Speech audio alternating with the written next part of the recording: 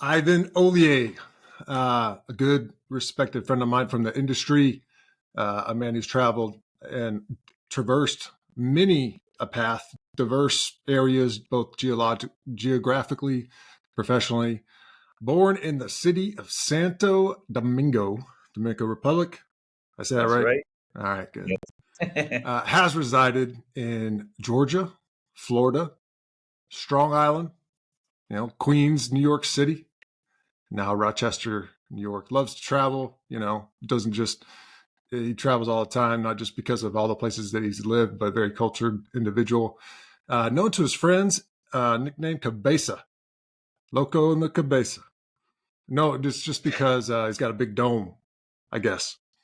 But also symbolic of, kind of the role amongst that group that typically been a guiding head of that group. So that's pretty cool. Currently residing in Rochester, like I mentioned. You're an industrial engineer by trade, background education, specializing in mechanics, and serves today as a senior site leader. Roll into some memories, all right? So from a guy named Zeke, Ivan's leadership style, empathy, always thinking about the employee's well-being. When we get into your story, I think that won't come out even more, but it's just funny how those styles kind of connect to the story, right? You said delegates well amongst the group, allowing employees to grow and keeping employees engaged. Most memorable event, I guess, was he remembers a team completing a package changeover in a record time. And the next time they went to change over, that you were present and recorded the time. Unfortunately, it wasn't the best, but, he still sends a screenshot of one of those worst times ever on that machine too, I guess, back and forth. Sound familiar? Yep. That's right. Nice. Another, I guess, Florida leader said, what do you remember about the first time we all met? Guy's name is Ed. I guess I'll start with the first one. No, Sick is unique, right? He was at your site, so Yeah. he worked with you for like a week or 2 weeks, if I'm not mistaken. Yep.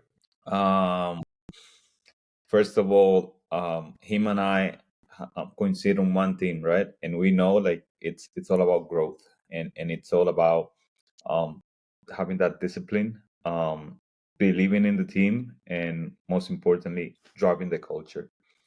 I still remember that, especially we did a Kaizen changeover because on our borderline was making a changeover on a daily basis.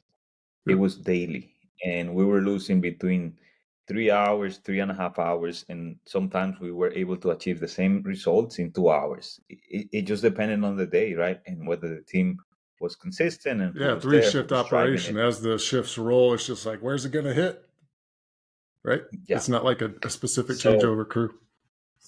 that's right. And one day I took it upon myself and I said, you know what, I'm doing the event myself, and we did a Kaizen changeover event.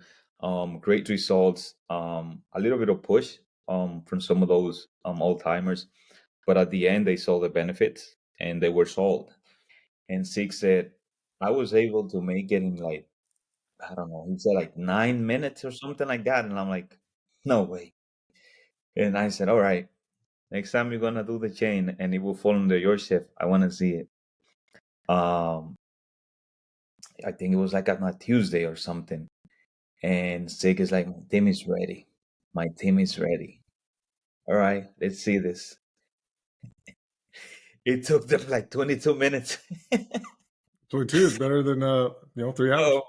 Oh my God. And It's funny how but physical presence can help. yes, indeed. And I recorded the time, and every time that there was something or there was an issue, I would just send him the picture, and I was like, remember this? So I still have the picture. 22 Nice. minutes. It's so funny. Oh, Good no, but stuff. a lot of respect for the guy. He even ran a plant. He was in the HVAC business, so he even ran a facility. So he's very familiar with driving culture change. Yep, no, it was a good dude. I From remember our his visit, and he definitely helped out a lot when we were in need. Yep. From our brother perspective, I don't know that there's I guess multiple memories. I don't know which one does he remember, but I tell I you, think he was it's thinking about he was in Knoxville or Lean Boot Camp. so I think about that one. So it's interesting, right? That one time we had an individual, and he was having issues with one of our leaders, and that particular individual called me. He simply called me, and we were on this boot camp, and this individual called me directly, and he just started screaming and cursing and everything, not necessarily at me, right? And I'm right now sitting right next to Ed. We're trying to actually find a place. We were going to like a restaurant or something, and I was actually guiding Ed, right? Like I had the GPS on my phone and whatnot, and at some point, like I stopped guiding Ed, and like we ended up at some point, like in the middle of nowhere, like on a dead end. Nice. And that's interesting. And then I was saying like, hey, tranquilo, tranquilo, like calm down.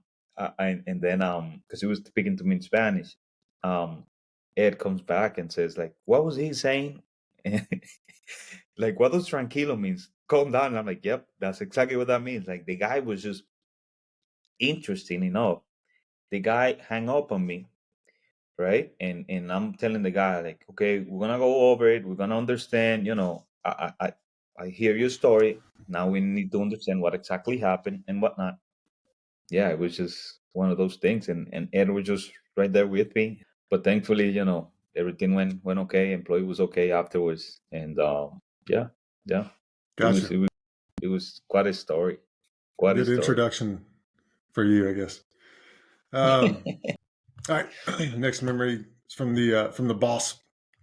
He says, I recall bringing Ivan into, the corporate area when interviewing. He met with one or two folks, which they shared some feedback with myself and his bosses or his boss before the interview with that boss. I recall, that higher echelon leader kind of challenging me if Ivan was the guy. I was confident, and I needed Ivan to be confident walking into that meeting. I had some very direct conversations with Ivan before he went to that interview. The boss, pretty much ultimately said, "Hey, if this is your guy, I'll support it." Ivan killed it, made an impact in a site that was already crushing costs. Had many a late night call talking about water, wastewater, an issue that the site's kind of always had, but you inherited so many obstacles and third-party visitors and requirements that y'all had to work through. I could have easily thrown in the towel on what he signed up for, but he didn't. In fact, he went all in on the solution, how we get from A to B, and made it a focus to build relationships with these folks, these third-party and requirements, and all that was required. How he handled that approach put his name on the radar for of a large company that Ivan has a potential to handle more. So the boss said he got a call and it was like, "Hey, it happened. My seamer failed. You told me it would. Now I'm here asking for advice." Smiley face emoji. Ivan and I had built trust in a relationship outside of work. He invited me to his wedding, actually. Either way, big fan. Someday I'll find a path to have him back working for me. First, he has to give up on those New York Giants. So that's that one. I'll start by saying, it was interesting, right? I think the boss has been a big influence for me, not only inside of my professional career, but outside of it, right? And those leaders you'll never forget, and you always wanna um, work for them. Like they're just unique. Like it, I consider this as in, if you would have said, "Yeah, we need to go to war," I'm like, all right, it's just like that, because I know he will have my back. Yeah, and regarding the other story, right? No, I think he gave me a great advice, and it was all about follow your heart, make sure your mind is in the right place, and it was something like he said something about like don't make decisions either when you're angry or don't make decisions when you're like super emotional, super happy, right? Like make decisions when you're like in the right state of mind. Um, so him until this day, right? Like we even shot, and let's face it, the Giants might not be the best team, but he knows like overall, Giants are better than the Cowboys. It's just a known fact. Well, they're one of my picks this week, so I'll be rooting for the Giants this week. All right, last one. So this is a blast from the past. A guy named Alexander Santana. Known you've been friends since, well, I guess known each other since 3 years old. So long history there. He said in childhood years, that Ivan thought he was and is a good basketballer, but he's not. He's always been tech savvy. Go ahead. I was gonna say I'm better than him. Actually, he's got the size, but that's it. Gotcha. He said he's always been. Go ahead. Sorry. I was just going to continue, but if you got something else, go ahead. No, I was going to say him and I have always been very competitive when it comes to sports. Gotcha. I guess he's more athletic than me. I mean, he got that discipline, that dedication and discipline that I have in my professional career. I don't have it when it comes to, yes, let's show up 5 a.m. to practice and make sure like we're there, and Alex has that. But then it's the opposite, I guess. In the professional, he doesn't have the same applications as me, I guess. Gotcha. He said that you've always been tech savvy, video games, new technology. You were the first guy with DSL back in the day. So DSL was the fast internet. Yeah, that's right. That's right. Ivan's known for his hunger and competitiveness. He's always been like that. When it comes to challenges, he always raises his hand. So, thank you. Yeah, I guess it's funny, right? So I lived in. I mean, you mentioned some of the states and some of the countries and whatnot, and Alec at some point during high school. I mean, when we were about to start high school, he moved. His whole family moved to New Jersey, and he was in Jersey. I was in the DR, and then at some point I moved, and I moved to New York. I think it was the 11th grade. Yes, it was 11th, and even then, right? Like we were obsessed of what, like, hey, what are we gonna do? Him and I always have had big dreams, I want to say, and it's we have a fun competition, but at the same time, it's like we help each other, we push each other, and we try to see the best of each other, see each other's defects, but at the same time, all right, how can we push and how can we complement each other? I guess, and we always been like that in life. I mean, yeah, you said it. It was since 3 years old, right? Like his family, and just like I'm family for him, and know all of his. I can say that one in Spanish, familia. Yes, there you go. So no, I mean, very competitive. The DSL portion, I remember, and I think that was like 1998, maybe 2000, I guess, when they started like the DSL.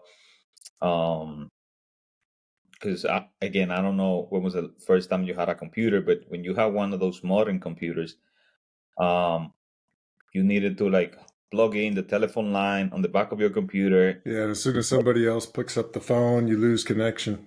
That's then you got it. You Yeah, got it. Oh my I was God. way out, yeah, I was way out in the sticks, man.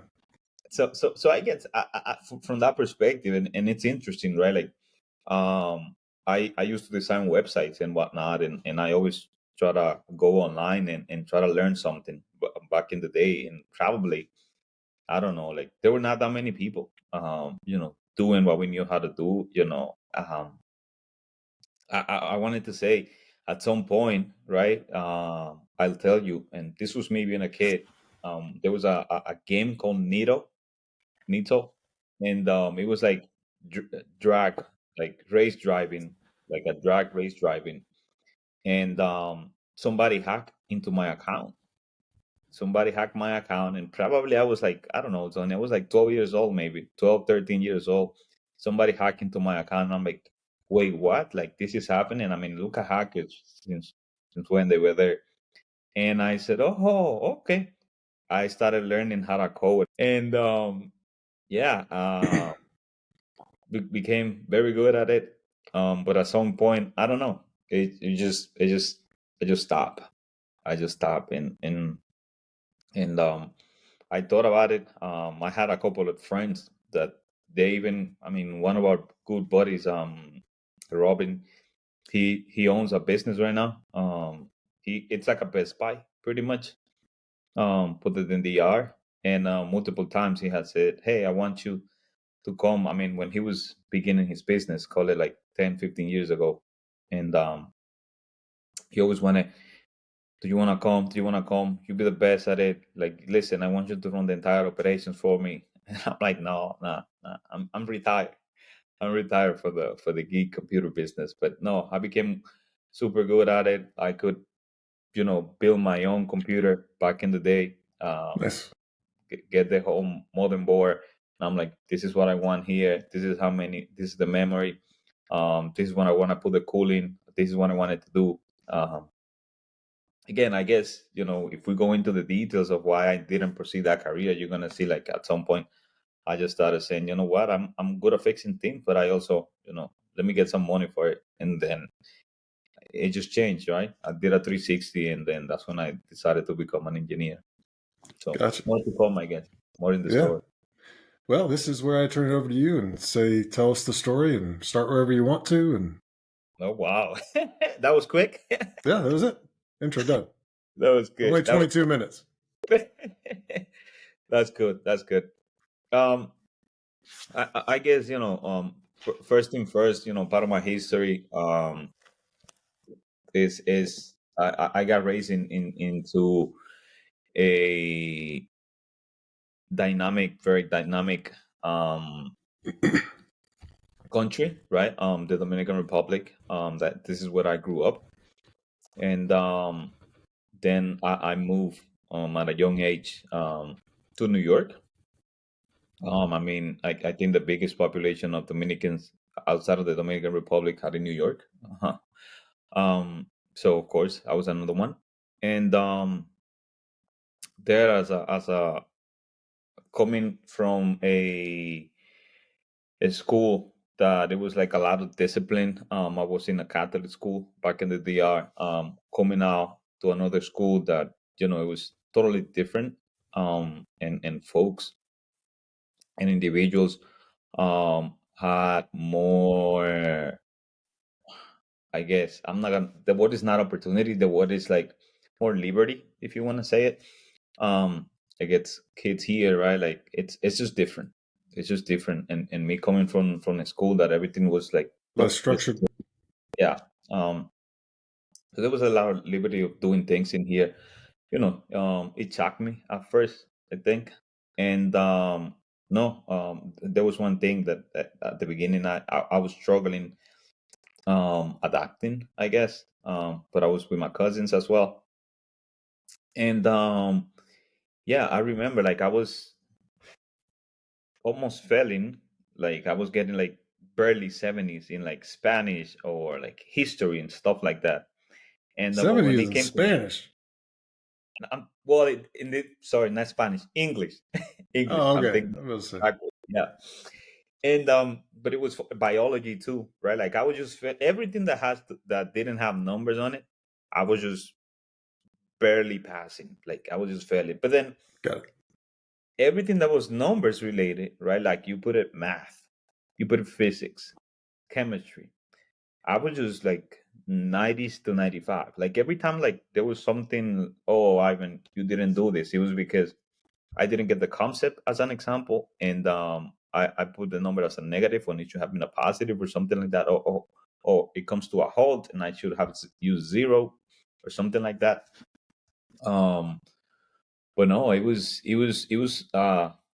culture shock, and at some point, and I guess me and my big sister said, you know what, we want to go back and live with that. We told that to our mother, and so we went back. I finished our high school over there, same thing as she did, and then I came back, right, because I just wanted to go finish and then come back. Once I came back, um, started working with my cousin. He had an office, and then one of the things that I started doing was my thing, and it was with computers, and it was with cell phones and whatnot. One thing that I noticed here, it was like people didn't care about their computers. Mostly, it's just like, yeah, you just get rid of it and get a new one.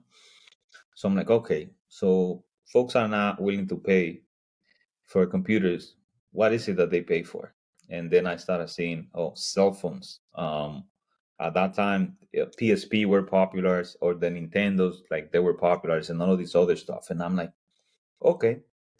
I got a couple of toolkits, opened them up, saw how to put them apart. At the time, I think it was like the iPhone 1, if I'm not mistaken, that was out. That was not like the one, like if you took the screen, like that's it. The whole motherboard was just attached to it. So they make like a revision of the same model. Um, because a lot of the screen was getting cracked every time that you drop it, and there was nothing you can do. So you had to replace like the entire phone. And I guess like that's how I started. I skipped college pretty much, and started making money. I even got one of the things that was phone unlocks, and I started doing a lot of that, especially when it comes to the Caribbean and the South American. Um, Everyone will like buy their cell phones here in the U.S. and take it overseas and whatnot. So I started doing a lot of the phone unlocking. Just so you know, like I saw one of the partners that I had back in the day, right? And he was driving a Ferrari. Just so you know, like how did these people like bloom and their businesses took off. And I was like literally partnered with some of those folks. You can ask Alec Hmm. about one of those guys. And then so yeah, I got into partnership with some of these guys, and we were like unlocking phones. We were um buying a lot of PSPs, Nintendos. We will go buy them, boom, fix them, flip them, sell them. Doing a lot of that. I was super busy, and I guess even on the weekends, I wanted to keep making more because my end goal was like, hey, how do I put a whole company together? I think at the time that was when Circuit City and Radio Shack announced that they were gonna go bankrupt. And I'm like, oh my God, this is like the perfect timing. Could you imagine me so young? I was like, I think like 18 years old, and now coming up with something where people just can go and they get what they wanted. Plus, I was in New York, right? Like, imagine I was in Queens at the time, and I'm like, this is it, this is it, because there was like a lot of diverse group of folks from South America, from Central America, even Europeans, especially where I was. It was like a little part in Corona that was like Italian. So it was just, full of people from everywhere. So imagine if you get your cousins that they come from abroad, they come visit you, right? And they wanted to get a cell phone. Guess what? I had the perfect store, big store for them. So, you know, I envision like doing a lot of things at the time. I guess on a weekend, my mom said, "Listen, they're looking for temporary workers. do you want to go to the factory? And I'm like, hell yeah, I want to do that. And you know, went there on a Saturday. Didn't know what to expect. Um, it was my first time actually in a factory, and again, I'm young, hungry, and I want to be working the 24 hours of the day, right? Like I wanted to have my mind always thinking about something, always working, busy, making money, and going to the factory. When I go into the factory, okay, oh, this is what a factory looks like. Oh, okay, fine, never seen it.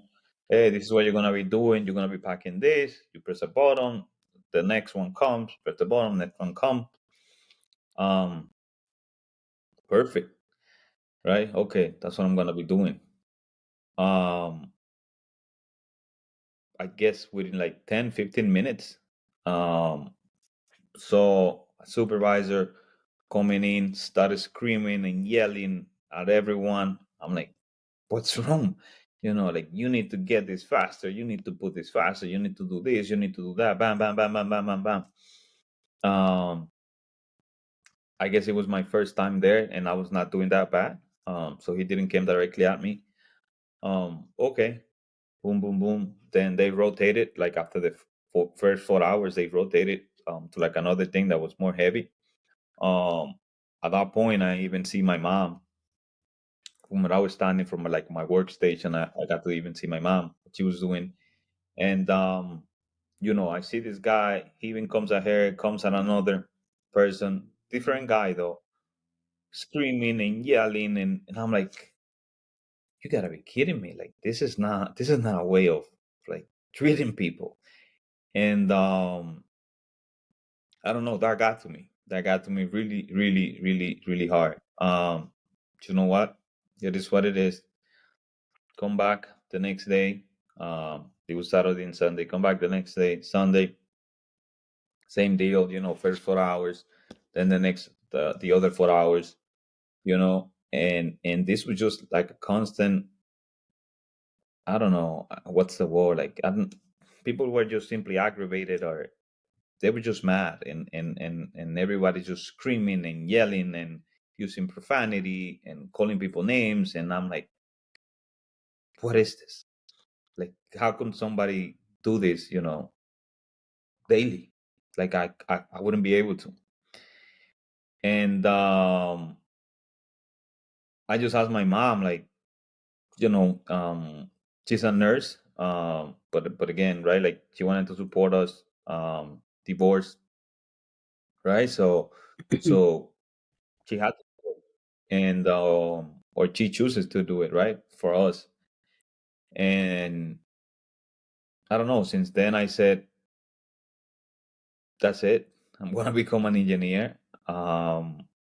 I dropped what I was doing. I dropped the business that I had. I even had an eBay platform as well that I was selling a lot. I just sold everything that I had. And then I told her, I'm moving back to the DR, and I'm gonna become an engineer. And that's what I I can did. do that. I can do what they're doing, but I can do it better. Yeah, that's it. Uh, That's it. I said in my mind, like, I need to know what this is. And I need to be able to do it, and I need to be able to change it. Um, and that's it. Like, by no means, like, right, like I didn't know um what industrial engineering was. I didn't know what running plants was, right? But I said to myself, I'm gonna become the best one at it. I don't know what I'm doing, but I'm gonna become the best at it. Um, Come to the DR, and the only reason I didn't stay was because, like I said, what are the best schools? And I said, I'm not gonna get accepted into MIT. I'm not gonna get accepted into Harvard. Okay, but I said, with my grades, I can get, especially in Spanish, if I need to take any test or any mathematics, right? Like I'm gonna be able to pass it if it's in Spanish. English, okay, if I will fail it, but in Spanish, I don't think so. Go out there, got accepted. So in Central America, like there's like, call it like five big schools, right, between Cuba, Puerto Rico, Jamaica, Costa Rica. Honduras and whatnot, and like DR has like one of them that is like in the top five, right? Which is in tech, and then Institute of Technology of Santo Domingo, and I got accepted. So I said, all right, I got accepted. I'm in. Let's do this. Let's do this. And I said it. The day that I took my last test here is gonna be the day that I go back to the US and I find a work to be a production supervisor. Um, Started working there. I guess we after the first year, I was looking into like internships and whatnot. Like I just wanted to get into the business, get to know it. So I got to work at one of the places that was for construction, which in the art they call construction as one of the toughest markets. And I said I want to go into the toughest one. I want to learn and I want to know what is it all about. Got into it. From there, they hired me as a full time. So now I was taking classes at night, and I was like during the day just a manufacturing engineer. I said I want to go to the floor. I want to learn it all, and I was at a point that I became a production supervisor without the title. I became even a production manager without the title, right? And I knew everything. I knew how to batch. I Titles knew. don't mean squat. I knew how to batch. I knew how to plan. I knew everything when it gets to the schedule, to the routing, to the transport. Like I learned everything there. Um, right. I guess in my last year, I just said to them, I'm out. Right. Everybody was like shocked. Like, what are you doing? I'm like, I'm leaving. I'm leaving. Like, I have to go back. Like, this is. It was just a mindset, and I said, I need to go back where it all started, and went back to New York. Got got into call it. Which one is it? I think this is job number 5. Um, and when I go to it, I'm like, okay, let me start from the ground. Production supervisor. Um, I learned one thing there, and it was like you gotta gain the people.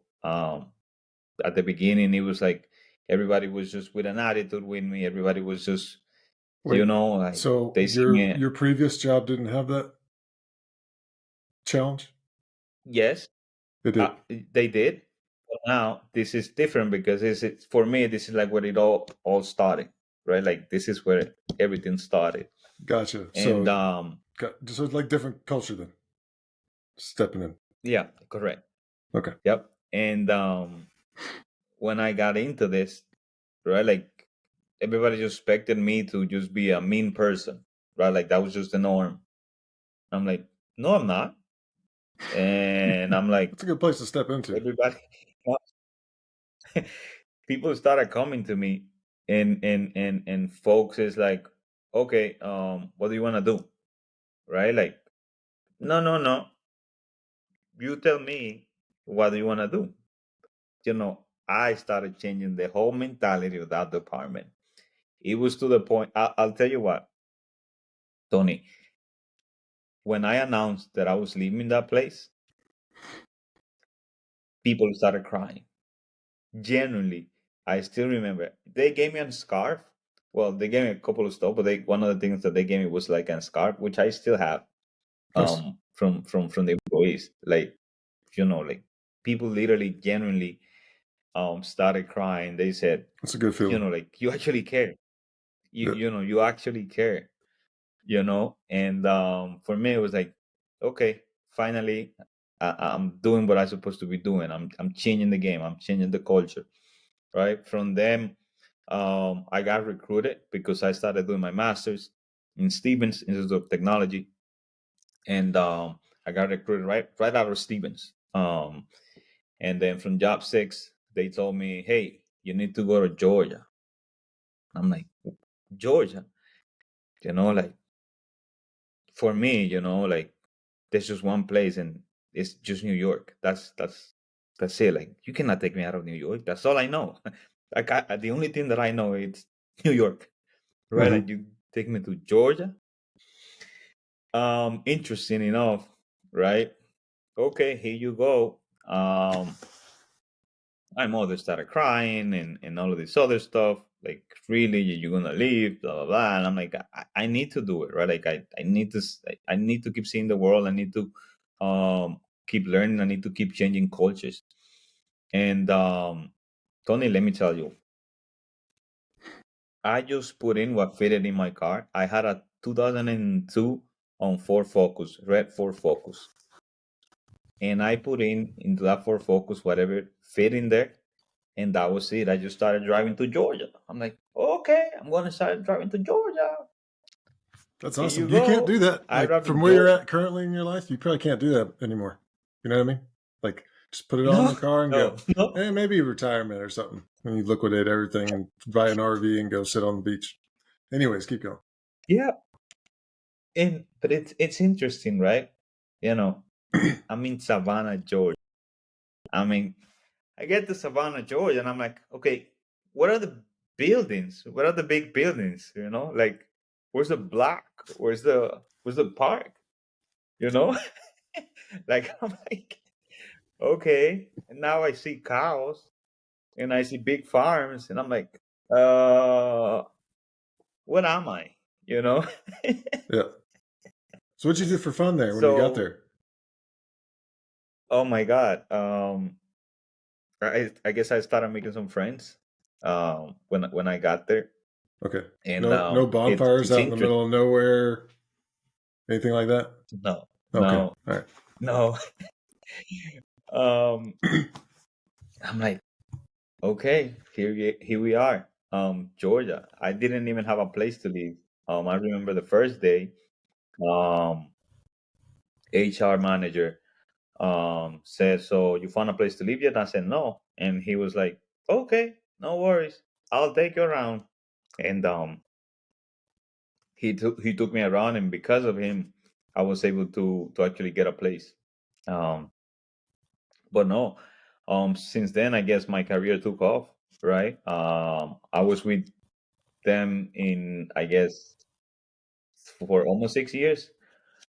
With them, and I held multiple positions with them.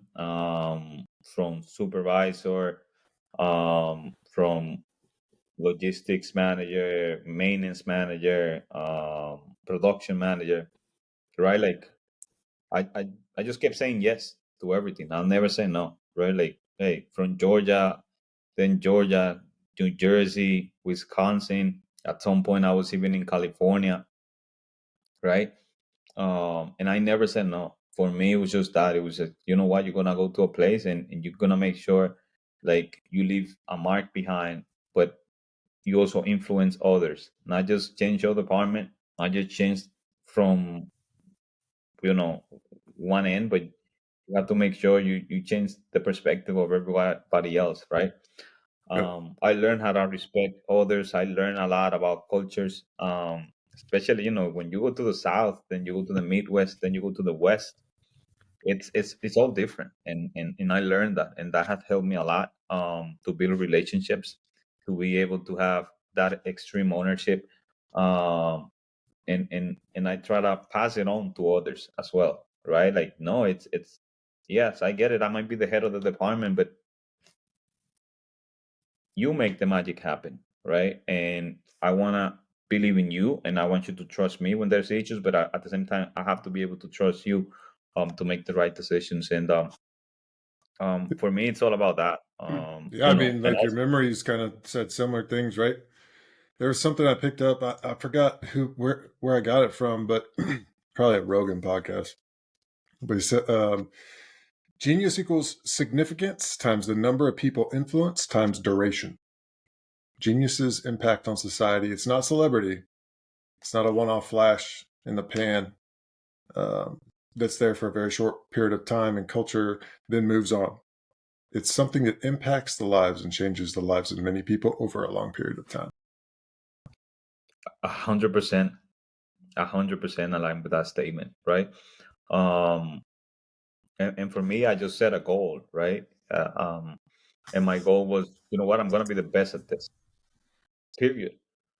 Um, I didn't have a clue what I was doing. I didn't have a clue where I was going. If anything, I knew that, you know what, I could do something big and meaningful in New York. But then I saw something that impacted me, and I said, you know what, I'm gonna change this. And everywhere I go, it's the same, right? Like I just try to make sure I make somebody else's life impactful. I make sure that wherever I go, yes, it's, you and I know something, and when you have to deliver, you got to make sure that you deliver on cost, especially when it comes to businesses, right? But um, it's an investment in culture that you have to make, and that investment will pay back a lot of dividends. I read the other day, you know what? Saying thank you doesn't cost anything. Asking for help doesn't cost anything. Recognizing someone, and by letting them know that they are doing good, doesn't cost anything. There are so many little things. Being on time doesn't cost anything, right? So there's so many things that they don't have a cost. However, think about the return of investments of all of those things, right? Like when you genuinely care about something, then it doesn't matter what it is, just be good at it, and it's just gonna pay for itself. So that's that. I have two well, actually, by now I think I have like five of them. But there's like two big mottos that I have in my life, right? One of them is have a plan, nail the plan. And I always have insisted that to everyone that it's been around me. And another big one for me is like no surprises. But then the third one is you can do you can't do everything, but you can do anything. And it's a true statement, and it all starts with you. If you want to do something, you be the change that you want to see. So um on that, how do you remain self-aware? You're very proactive, right? So like, how do you remain self-aware? Define when you're asking for self-awareness. Give me a little bit more, How so do you I make know sure you exactly what stay you look. true to your true north? How do you make sure that you live by those three things, those mottos, versus drifting off course? That's interesting, right? I'll tell you what. I have a board, and I start professionally. I have a board, and I make sure that I have plans and I deliver to those plans. And if I'm not delivering to those plans, I have to make sure that I understand what am I doing that is not getting me there. Because if I'm not getting there, then that means I'm not holding myself accountable. And accountability, it's huge, right? Accountability is huge. I mean, I know there's one thing that you like to say, and it's ownership, right? And part of accountability is you gotta be um you gotta have that ownership. Um, but then when it comes to the non-professional portion things, right? Like my wife called me out. I want to say like 3 months ago, she called me out again because she's like, "Listen, you haven't started your diet, right? Like I was gaining pounds, but also it was affecting my cholesterol and so many other things." And when she called me out again, and I had said yes, I'm going to start, and I was doing exercise here and there, here and there, here and there. And I finally decided, those 3 months ago, like I'm gonna change my life. Period. Like I'm just gonna do it, and I'm gonna stop with excuses. And every day now, I wake up at 5 a.m. and one of the things that I do is, you know what? If I'm not walking, I gotta do like one exercise, like one of those HIT things that is just like 10, 15 minutes, but you burn calories, and at the same time you deliver on your exercises for the day. Period. Yeah, you And I wake your have to system do it up, right right? now. Yes, and sometimes like I'm upset and I'm here and I'm like I had a bad day yesterday and I went to, but you know what? The alarm will go off. I'm sorry, and I have to wake up. Period. No excuses, right? Like Yeah. you have two options. You could either sit on the bus and look at it from the bad side, and look at it, all of the bad things, or you could sit on the bus on the other side and look at all the beautiful things, right? And for me, it's that, and holding yourself accountable to it. So I guess I try to do it in life, and I try to do it, professionally as well. Um, Gotcha. I'll tell you what. And I don't want to get into details for the baby, but before that, one of the things that I was always doing is I want to hold accountable, even in my relationship. I said every Friday we're gonna have a date, as an example, and every Friday, and a date doesn't mean like you have to go to a fancy restaurant. A date could be, I'm gonna be a better person, and I'm gonna prep dinner. I'm gonna try to cook something. I'm gonna, I don't know. Let's take the time to just watch a movie, even if it is, call it a movie that I never wanted to see, because I feel like it will be a waste. But it's doing those things, because if you don't put the commitment, then again, you what's the saying? Deposits versus withdrawals. Whatever. Yeah, Putting in deposits. exactly. Yeah, that's it. That's it.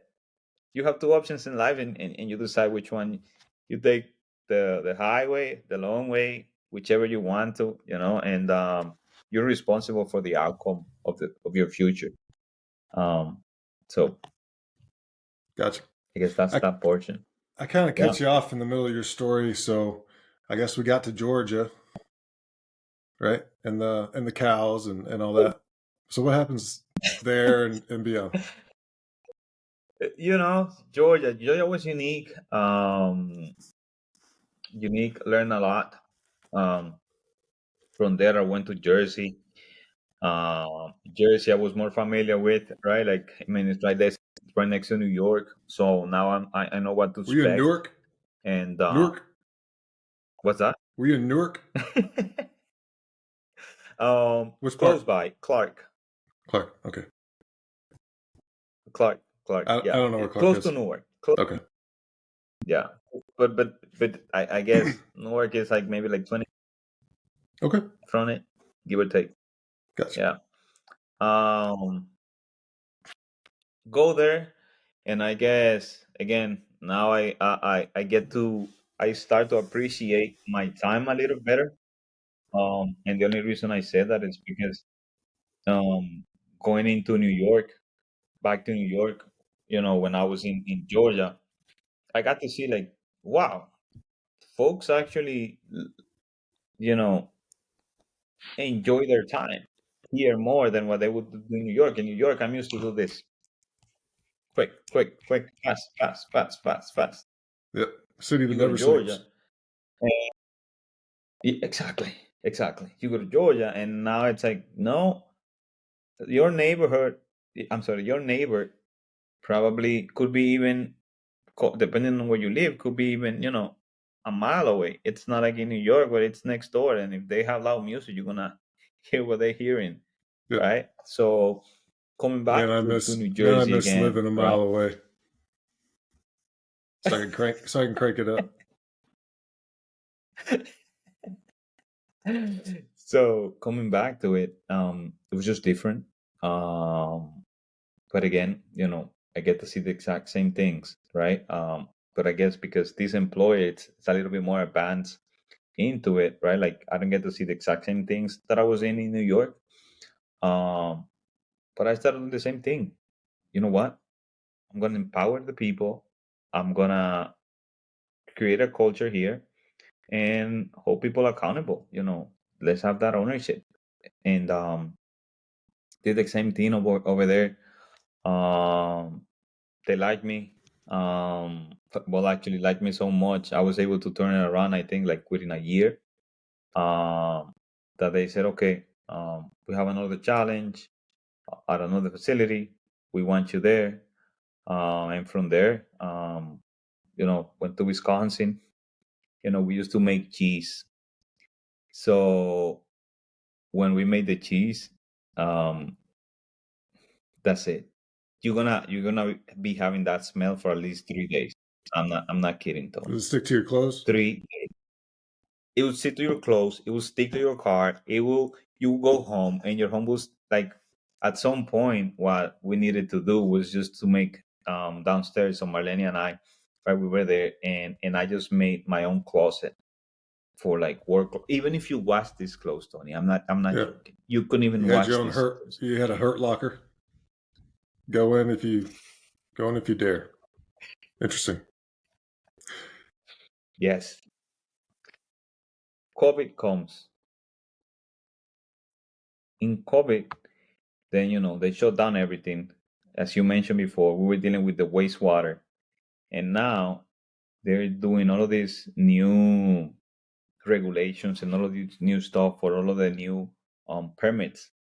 And at this factory, we were needing to get new lift stations, new PSOs.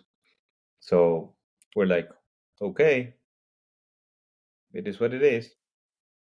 My quality manager at the time couldn't make one of the meetings, right? And he said, I need you to be present for me. And I'm like, shoot, okay, I'm not that savvy with this scope of the things that needed to happen. So I forwarded the meeting to one of our guys named Michael. All right. I joined the meeting. Then, you go into the thing.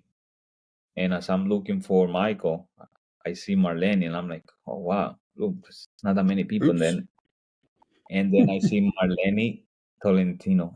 I'm like, wait, what? Mm-hmm. Wait, what? Oh, okay. So she's on the other side.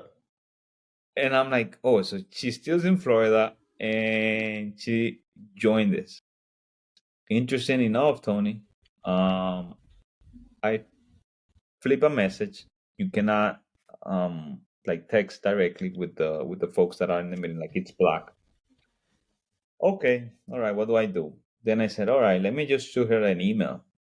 Just say, hey, stop stalking me. And I shoot a screenshot of the meeting. Yep. and and then she replies, right, like, after, call it 3 years, 4 years, like, not knowing about each other, and then she replies, and then I'm like, oh, shoot. And yeah, next thing you know it, we're seeing each other. And She was a part of the that's other organization, right? no, she also, since she's an engineer, but she's a Right. civil engineer. So Mm-hmm. she is the one that construct all of these things. So she will be like a person that we will have hired to construct Got it. all of the lift Project. stations. Okay. Yeah. So she will Interesting. be, yeah, one of those. So that's why they were there. But, and it was just the So that's how county, the you got municipal that county. project working. There you go. There you go. Now you know the secret. Nice. Good job. So your passion, sports, specifically Formula One, and Yeah. your love for music or integral parts of your life. How do these interests, fuel your drive and creativity? How do you weave those into the personal endeavor? It's a good question. First thing first, I think music is just everything, right? And why I say that, because for me, and I talk from my perspective, um, music serves as an inspiration. Sometimes if I feel like, what, like, I don't know how to move forward on something, on a challenge, I just get to music, and it just calm me down to the point of, okay, let me start connecting the dots. Recently listened to Huberman Lab podcast and I actually wrote down some notes because I want to figure out how to maximize the potential of music and the brain. Right? And that guy's, I like listening to a lot of his stuff as science because it's intriguing to me. But a couple of notes that I pulled was 10 to 30 minutes of listening per day causes an effect on the body physiology, and it works around the clock. So only 10 to 30 minutes for the rest of the day. Just kind of like when you wake up and you get the juices flowing with some sort of exercise. There's a Mhm. similar effect with music. It affects your relationship with breathing, from a motivational standpoint, it affects two different parts of the brain. And forgive me for the pronunciation, but basal ganglia, maybe, part of the brain, which is the go/no-go part of the brain, like fight or flight, also related to movement. The other part of the brain it connects with is the cerebellum, which is your like a mini brain inside the brain. And it connects your body to rhythmic timing and processing. Makes you want to move, and it creates a propensity for action. So like you think of people that listen to music before game time. You think of while you're working out, you listen to music, whatever. Pretty cool science behind it. On productivity, last little piece of it. On productivity, the best stuff to listen to with science, data, or whatever, is binomial or binaural beats between the two different ears. 40 hertz is ideal. Some binaural beats can impede some people, though. So the majority of the data says that 40 hertz helps, but it doesn't do well for others. And then the last one is white noise, brown noise. Ultimately, the data shows silence is the best for productivity. Next best is brown noise, white noise, or instrumental only. But if you're listening to something with words, it'll throw you all off. It's not productive. Unless it's in that, 10 to 30 minutes of the day while you're not trying to be productive. So just some fun facts. That's interesting. That's very interesting. And well, there's two things, well, multiples, I guess, but two things.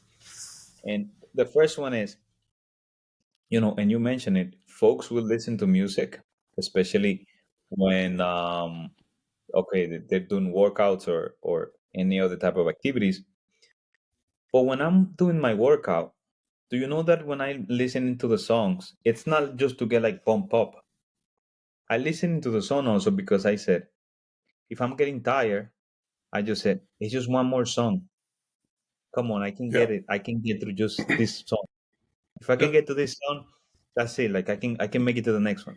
And I look at it just one more song. One more song. Step. One more That's inch. it. One more mile, song. whatever that is. Yep. Exactly. And I look at it like it's just one more song, Ivan. You can do it. Anybody can listen to one song. Like you can do it. Just go to the one more song. So, it's music can do a lot of things. And my wife keeps saying like, oh, she kept saying, yeah, I love music. And I'm like, no, you don't.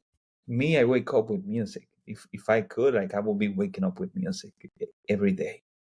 Right? Yep. Like I will wake up with music, I will shower with music. And on my way to work, sometimes, I go back and forth. I either go to the Audible one day, but then I do music the other day. I do the Audible one day and I try to do music the other day. Yep. But it's just, a way of life, way of working. And it just unlocks you Yep. to, and sometimes you said it yourself. Sometimes you just need to listen to anything, or maybe even just the sound without words. Especially when you want to think, and you don't want to get distracted, you just want to hear to the same sound, over and over, the same sound. And then you start thinking, and your ideas start flowing. Gotcha. Next question. So you appreciate learning, gaining knowledge. Do you have a recent book that you've read or? If I want to share a book, if I want to share, yeah, like sorry. have you read a recent book that made a good impact on you? Oh, I guess the book that I'm reading now, it's called The Innovator's Dilemma. Okay. But I haven't finished the book though, so I don't know. I think one of the best book that I would suggest everyone to read and this is the book that I always give to my leadership, which coincidentally was the book that we had to read, and I don't know if you remember, for one of the boot camps that we did together, Power of of habit. the power of habits. Yes, and Gotcha. you know, you you could either get that one or you could get Atomic Habits. Both of them have like the same effect. Mhm. Um, Yeah, and that's a good those two one. books I always recommend it to my team, because it's, you gotta build the habits. You have to build the habits. There's no shortcuts. I mean, think about, you know power of admission, right? Like, and for me, this is why I have respect of the people that you bring on board. I don't think that not a single one of them was able to take a shortcut. You, there's no admission taking a shortcut. You can't, Price to pay, of right? course. Uh, yeah, exactly. That's it. That's it. Yeah. You know, it's just as simple as that. And for me, it's one of the most important and powerful books, and it's just because of that. It teaches you build the habits. Um, I don't know. There's quite a few books, and I have quite a few. Well, um, there's one book if you want to use it for personal growth, and I guess in your career as well. And it might sound, like what, but it's Eat More Chicken from More chicken. from It's funny. I'm doing that yeah, Eat More anyways. Chicken. Eat more chicken. uh, I was actually I was at through Kroger today. I was like, oh, I want some of that steak, but I grabbed chicken instead. So it's from True Cathy, but one of the best books ever. My cousin recommended to me. And I'm just trying to go to my library, right? Like, I have read so many books, so I'm trying to go through the library and Gotcha. Well, hey, Ivan, we're also at a 1 hour and 22 minutes, and you were a guy that gave me some feedback that I need to shorten these up to 45. So maybe we should keep oh moving. What do my you god, think? It goes by yes, fast, yes, doesn't it? Yeah. yes. And look, we're already at an hour and 22. You gotta be kidding me, Tony. I've only got, I told you, like, all right. So for the next few questions, keep it high level. But okay. I've only got maybe 4 or 5 left. So um, let's see. Mentor. Who's been, one of your best mentors over the years? I guess I have quite a few of them, and I would say Cuevas. Another big one for me, and I'll say Cuevas because he's been side by side with me, and he has shown me and demonstrated to me that, hard work does pay off.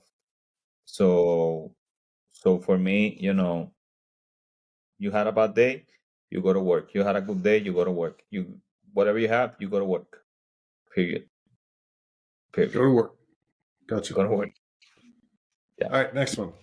Advice for others. Given your background and everything you've gone through, all the moves and experiences, what kind of advice would you give someone who sits at a crossroads in their life, unsure of which path to take next? Do what you love. Do Okay. whatever you love. And be the best at it. Right. Whatever you decide to do, be the best at it. I guess there's a saying, and when you try to do too many things, you lose focus. When you try to do one thing and you do it over and over, you become great at it. I mean, some of the great coaches, like Coach K or Greg Popovich, in different sports, you're gonna learn something that they have in common, and is they do the same play over and over, but they're just good at it. And the rest of the team, the call it the defense, are not able to catch up with them. But they do the same plays over and over. So I've learned Gotcha. that. Good stuff. All right. What's the biggest struggle that you're working through today? Biggest struggle that I'm working through today. I'm about to become a dad. So I guess, I've led teams of 700 at some point in my career, and I've always been able to figure things out. But this one, I don't know. More to come, I guess. Yeah. There's a leadership quote of, for the untrained, leadership is a school in which tests are given before the lessons. I'm going to say for the untrained, being a dad is a school in which the tests are given before the lessons. So you'll be good. Thank you. Last one. What's your price of admission?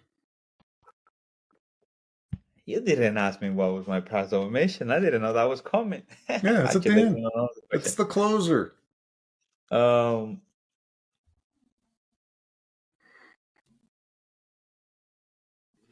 I guess you know, I